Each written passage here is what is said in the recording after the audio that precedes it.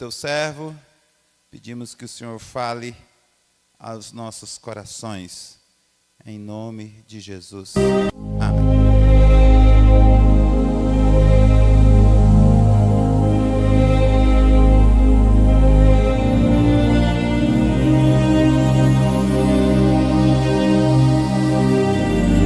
Graça e paz, amados.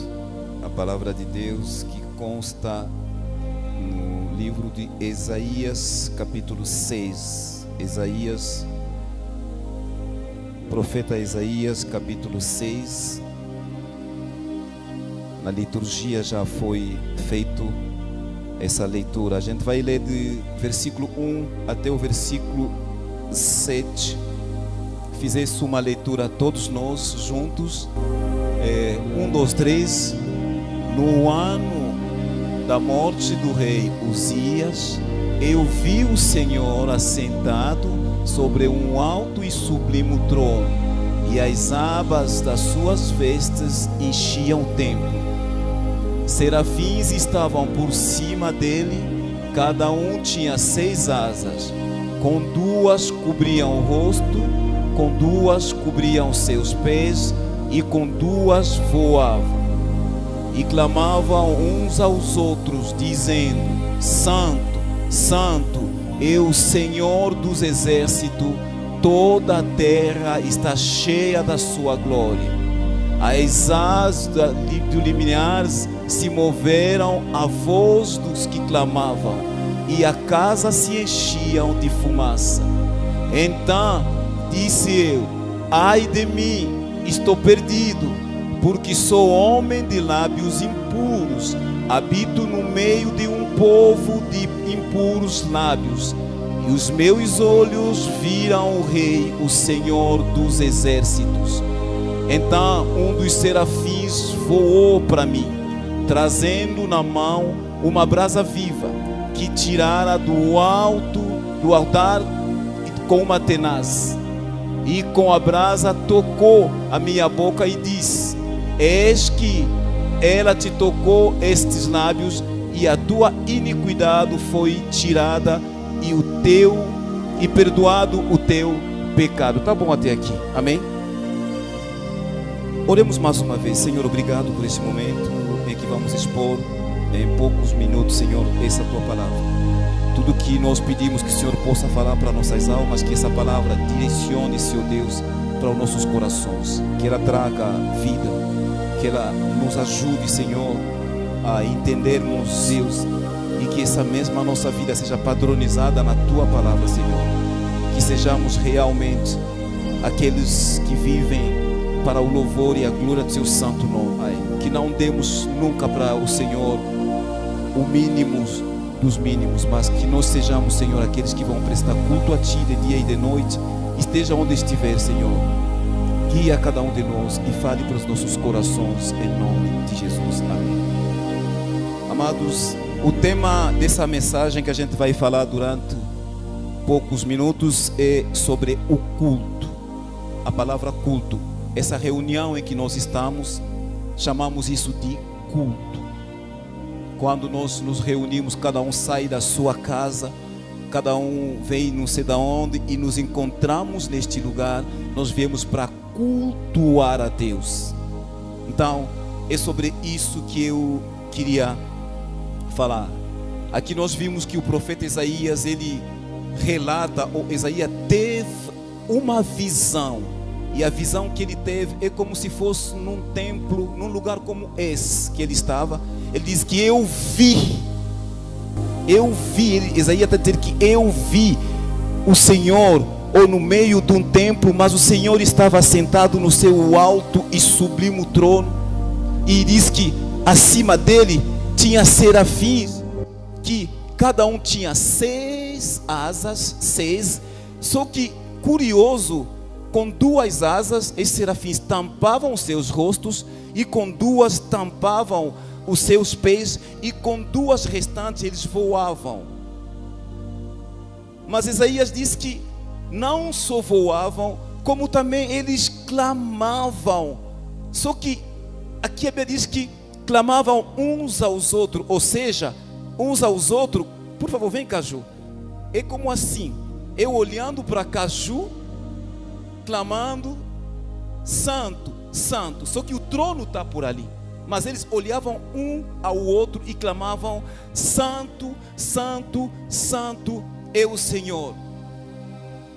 E diz que o alicerce do templo mexeu, porque de tão gritando eles estavam, como diz o pastor, vamos louvar a Deus a todo pulmão.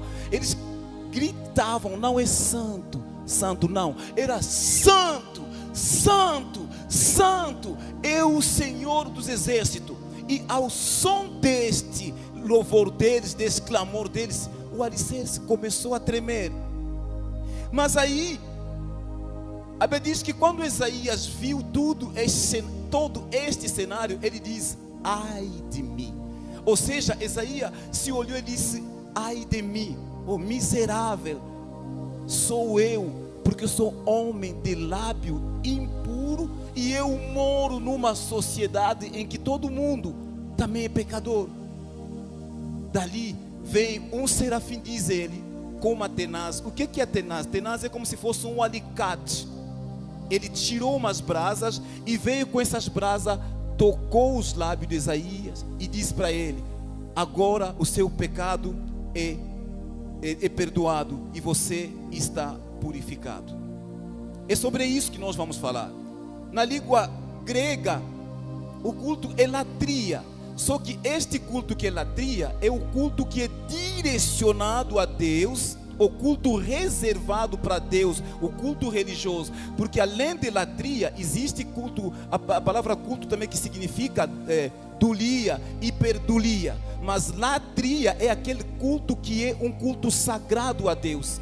E o hebraico, ele nos traz essa palavra culto como avodá. Também é que traz a conotação de um culto que é para nosso Deus.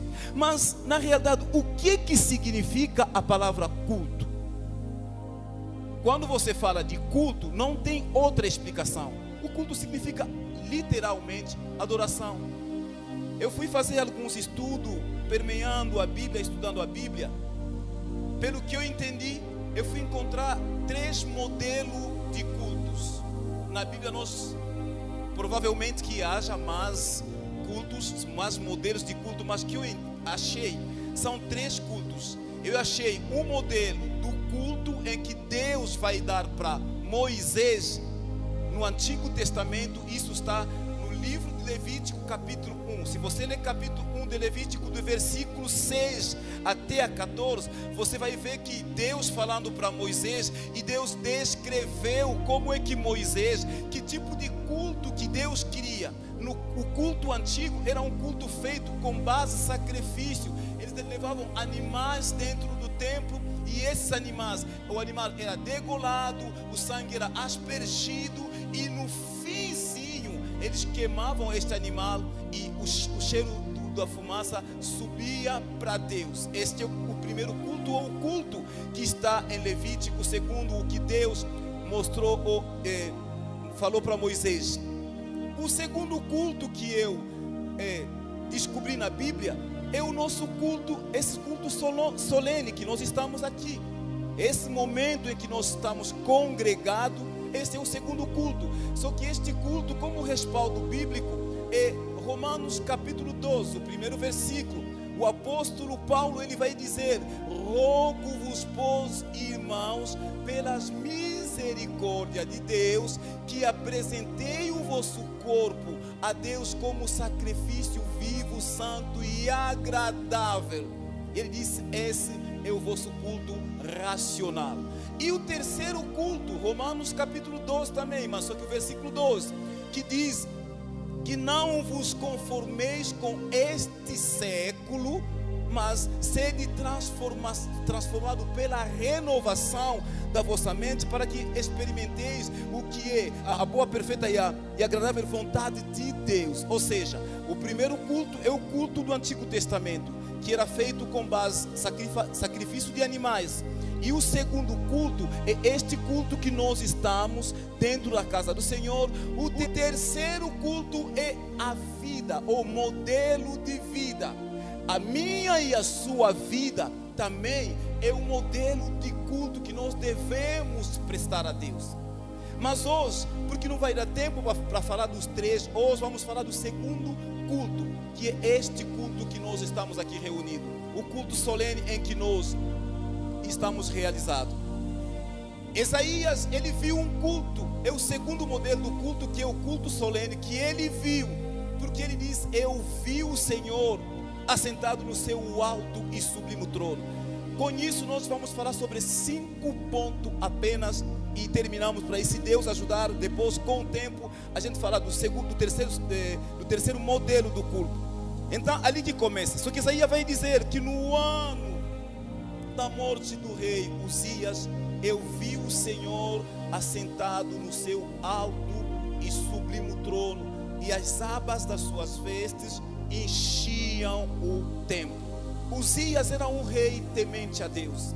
O rei Uzias, ele era rei quando, depois da morte de Salomão, o povo de Israel, ou o povo judeu, se dividiu: o reino do norte e o reino do sul.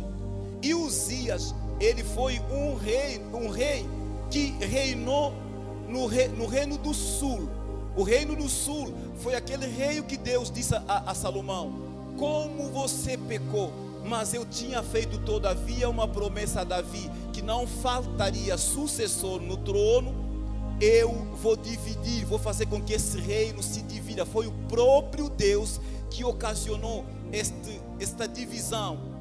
Só que o rei do sul sempre teve algum descendente de Davi.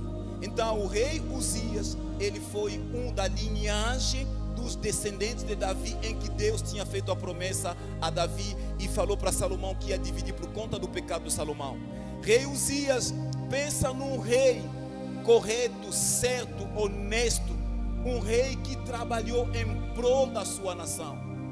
Pensa num rei que errou por tanto acertar. Na maioria dos reis, se você estudar a primeira de crônica, segunda de crônica, primeira de reis, segunda de rei, nós temos episódios de muitos reis que erraram feio com Deus.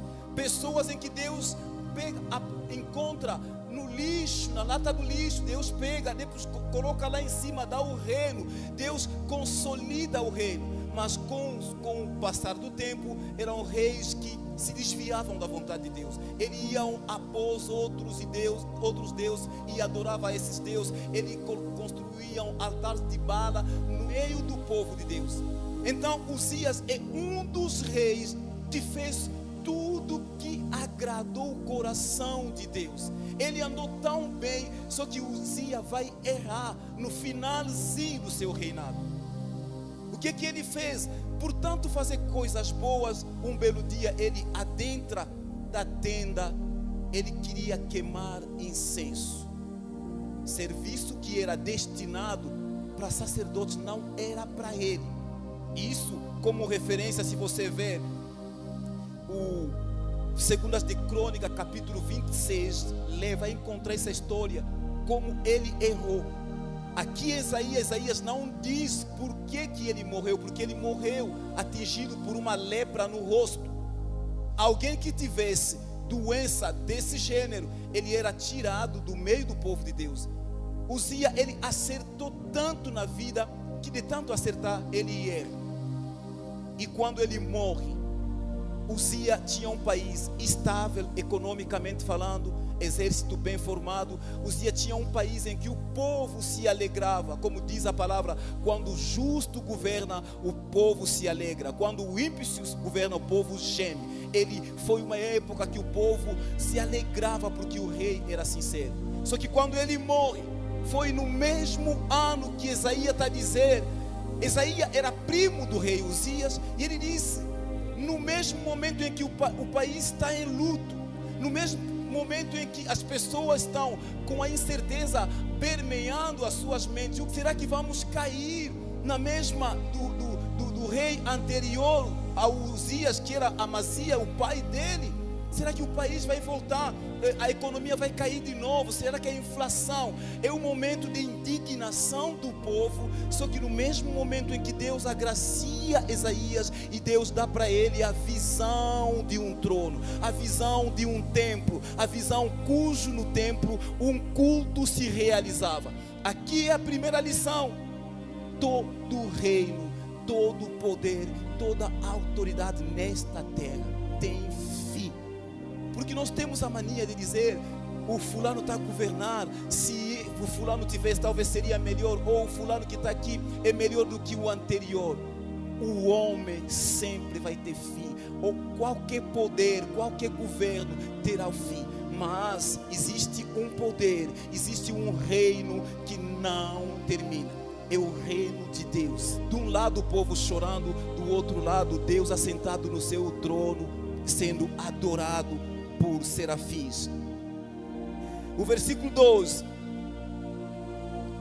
nos mostra quando a Bíblia diz que os serafins tinham 6 asas e com 2 eles tampavam o seu rosto, com 2 eles tampavam os seus pés e com 2 voavam. Isso nos mostra a reverência em que se deve ter no meio de um culto. Os nossos cultos, infelizmente, essa mensagem eu tenho pregado, já preguei em várias igrejas sobre o culto. Eu ainda sou da opinião que os cultos precisam ser reformados. Nós temos um modelo de um culto que nos apresentam, que não é talvez o culto em que Deus espera da gente. Porque quando se fala do culto, o culto é para dar, o culto não é para receber. E antes disso, nós adentramos no culto de qualquer jeito. Pessoas que entram no culto, infelizmente, eles não sabem aonde estão, o que é o lugar que estão, como se portar. Só que aqui o versículo 12 nos mostra que serafins não são seres humanos, tá? São anjos, são seres etéreos. São pessoas, ou são seres que não têm pecado. São seres que não têm a natureza adâmica que eu e você temos, mas olha como eles estão diante de Deus.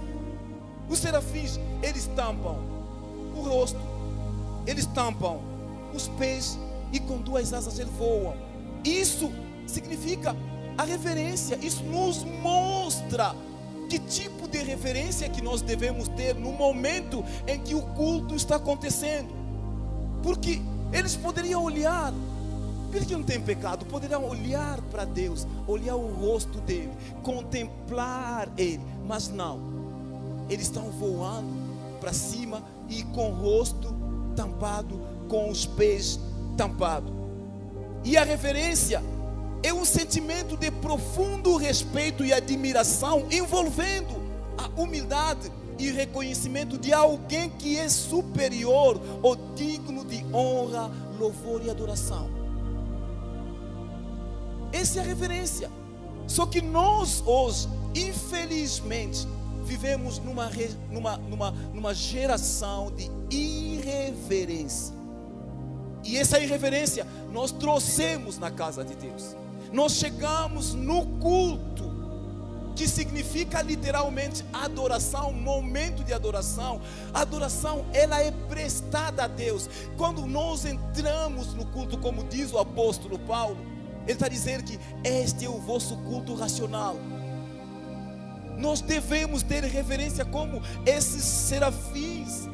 E se você vê Apocalipse capítulo 5, versículo 14, os 24 anciãos, olha em que posições eles estão. Os 24 anciãos, eles têm um trono, cada um tem um trono diante do trono de Deus. Só que no versículo 14 a Bíblia diz que eles se prostram, se jogam em terra, abandonando os seus tronos, e eles adoram Deus prostrados, dizendo: Santo, Santo, Santo é o Senhor. Tudo isso vem nos mostrar que há uma certa reverência que Deus merece da nossa parte quando nós estamos no culto.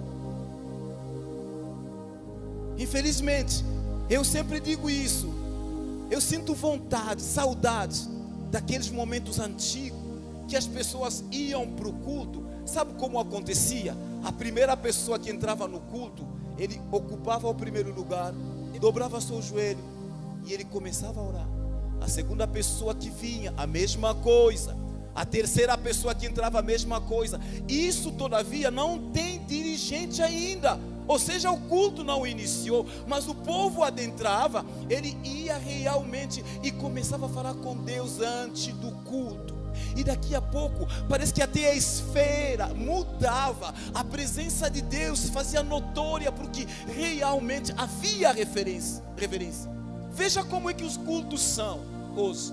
Eu já entrei em igreja que eu falei, Jesus, o que está acontecendo? Me deu vontade de ir embora, porque dentro do culto, a pessoa que está pregando, ele pegava primeiro o celular dele e fazia assim, selfie, no altar. O mensageiro do dia, o ministro do louvor ou da adoração, fazendo isso no altar. Amados, eu falei que o terceiro culto é o modelo de vida que nós temos que levar. Se nós não entendemos que na casa de Deus precisamos ter reverência, lá fora também não teremos essa vida. Porque adorar a Deus não é só cantar. Adorar a Deus não é só chegar com sua oferta e o seu dízimo.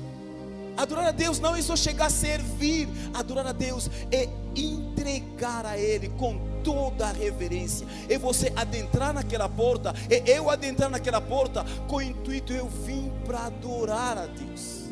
Infelizmente os nossos cultos perderam o foco. As pessoas entram na igreja não é para dar louvor, né, adoração para Ele. Algumas pessoas focam nos músicos, aquele músico desafinou, a pessoa está aí, ele chega no culto, vê como é que o músico cantou, não, ele errou uma nota do teclado, o foco do culto se perdeu. O versículo 3 nos mostra que quando se tem uma adoração verdadeira, como eu mostrei, eu e o Caju, ou seja, o trono de Deus está aqui, só que eles olham um ao outro, eles estão clamando, santo, santo, santo é o Senhor dos exércitos.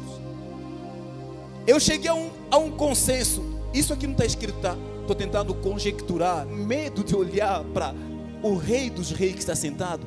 Eles olham para o outro e falam, mas eles estão adorando a Deus, porque quando eles tentam olhar para Deus, ele enxerga o que? A santidade de Deus. E a santidade de Deus é tanta, em que ele repete, santo, santo, santo é o Senhor dos exércitos. Santo, santo, santo é o Senhor dos exércitos. O que é que isso quer dizer? Ou seja, os serafins estão querendo dizer para Deus, tu és tão santo, a tua presença é santo, Senhor, a tua ira é santo, o seu amor é santo, a sua misericórdia é santo, é santa, o seu trono é santo, o seu olhar é santo, o seu louvor é santo, o seu castigo é santo, porque tanta santidade que o nosso Deus revela, eles não param, santo, santo, santo, e nosso Deus é o único que merece ser chamado de santo. Nós não somos santos, ou somos chamados santos porque foi nos imputado a santidade dele, quando nos chamam de santo, porque ele nos justificou. Na realidade, o único santo que existe é ele. Olha como é que os serafins estão adorando a Deus. Eu fui olhando e falei, Jesus, o momento de culto, este culto não tem outra coisa, este culto tem só Deus sendo engrandecido, Deus sendo exaltado, Deus sendo adorado. E essa adoração é tão verdadeira, é tão pura, que veja o que a Bíblia mostra no versículo 4. E as bases do limiar se moveram. Em outras palavras, os alicerces do templo. Esta casa que está aqui, antes de ver esse chão, ele tem uma parte, uma estrutura de baixo que chama alicerce. Existe a sapata, e isso que sustenta a casa. Se não tiver a casa, alicerce, a casa cai. Amado, quando nós adoramos em verdade, quando nós temos a adoração como estilo de vida, quando nós entendemos que temos que adorar a Ele com reverência, quando nós entendemos que somente Ele merece a adoração, nós também vivemos a glória, nós somos presenteados pela glória, a presença de Deus se faz notório no lugar em que a adoração é verdadeira. A Bíblia diz no versículo 5: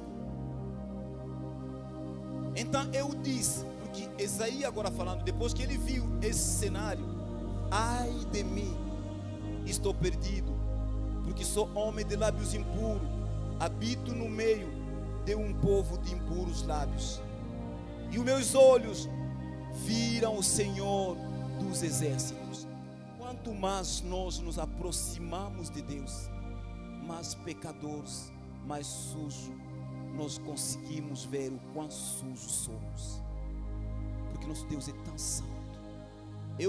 Tudo que eu vejo, pessoas hiper santas, pessoas 3 vezes santas, que se acham santas, pessoas que acham que elas já atingiram a santidade, elas não precisam mais, pessoas que se gloriam. Só que Isaías, pelo contrário, ele está dizendo: miserável eu sou, sujo.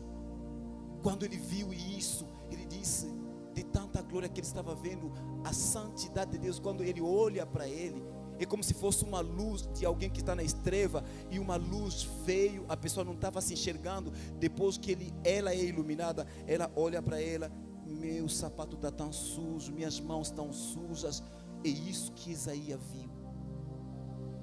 Quando nós nos aproximamos da presença de Deus, nós conseguimos entender o quão pecadores nós somos.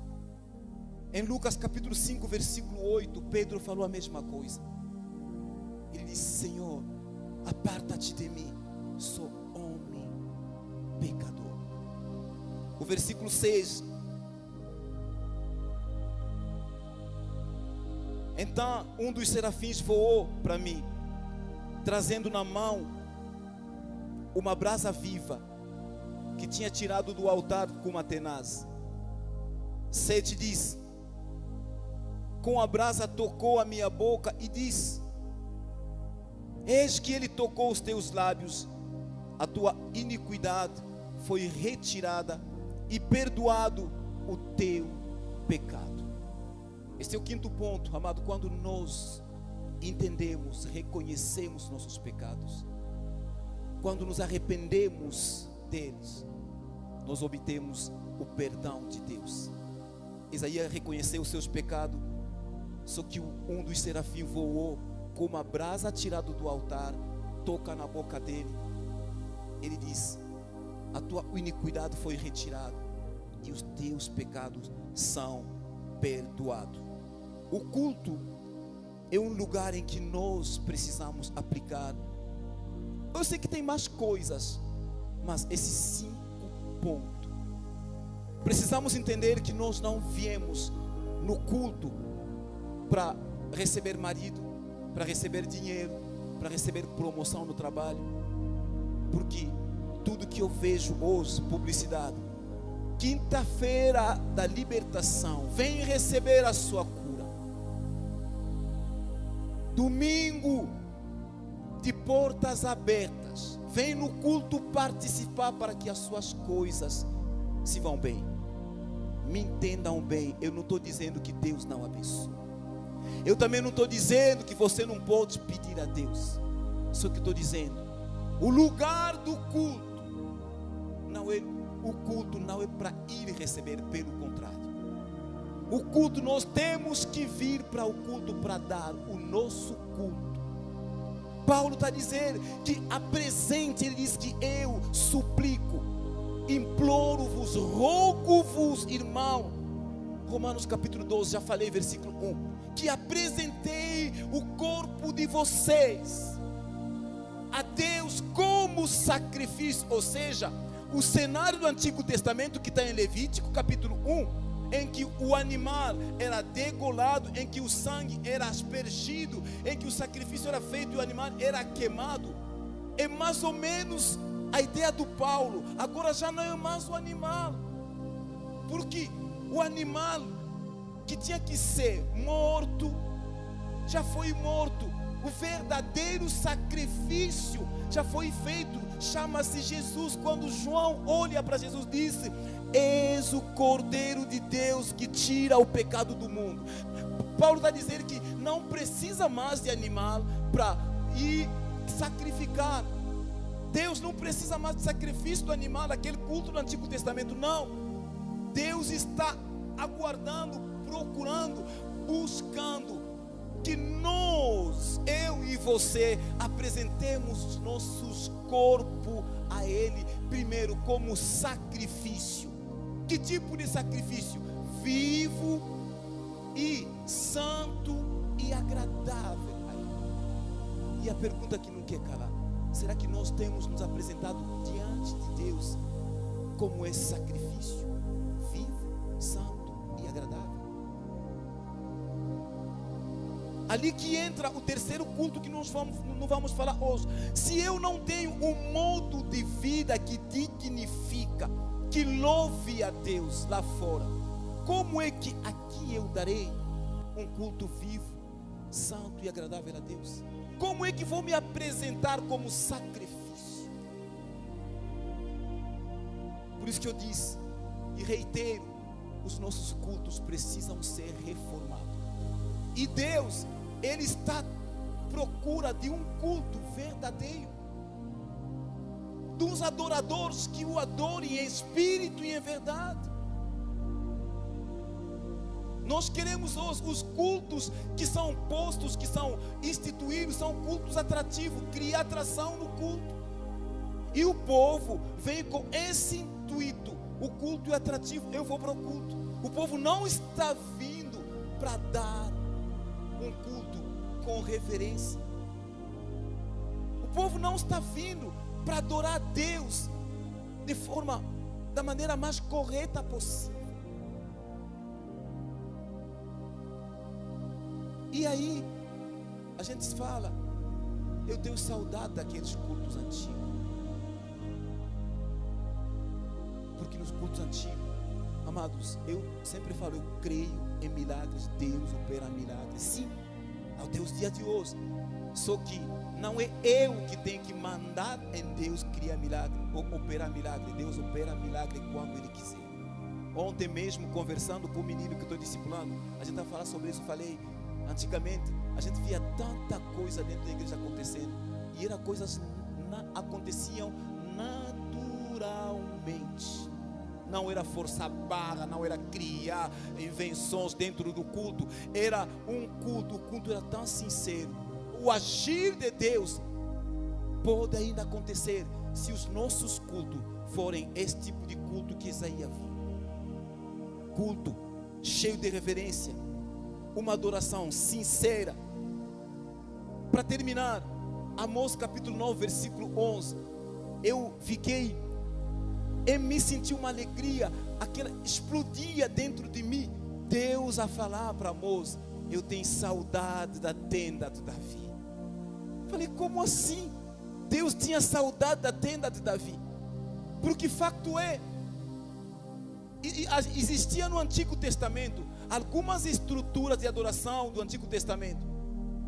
Uma delas, a tenda no deserto, o tabernáculo em Siló, o tabernáculo de Gideon, o templo de Salomão, o templo de Zorobabel e a tenda de Davi.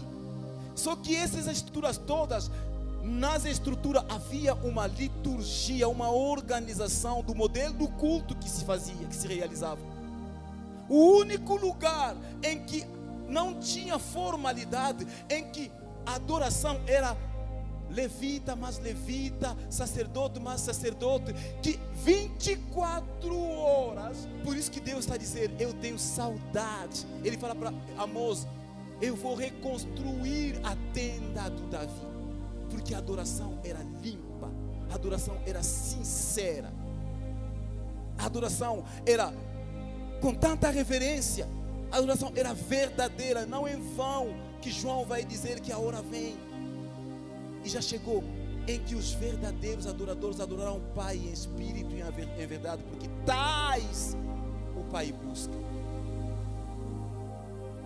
Que o Senhor nos ajude, que os nossos cultos voltam a ser aqueles cultos antigos, que busquemos a Deus com muita reverência, que adoremos a Deus. Se nós queremos sentir a glória de Deus, precisamos prestar o culto verdadeiro, culto a Deus, um culto que faz, porque quando o culto é verdadeiro, a glória de Deus ela desce.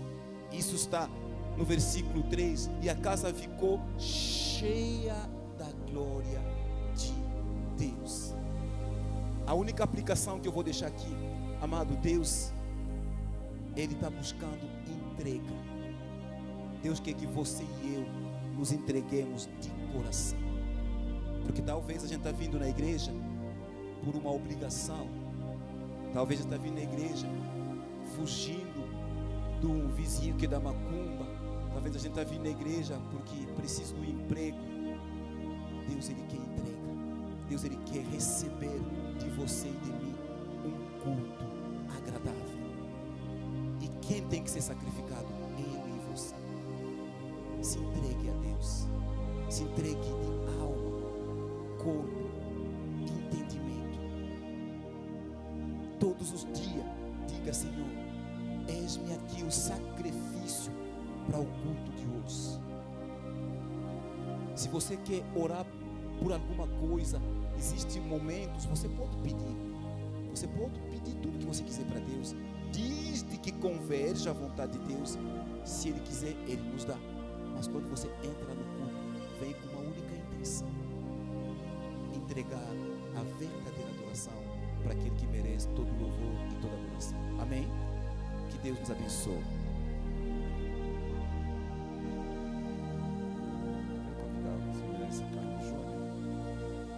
Dentro dessa perspectiva de culto agradável,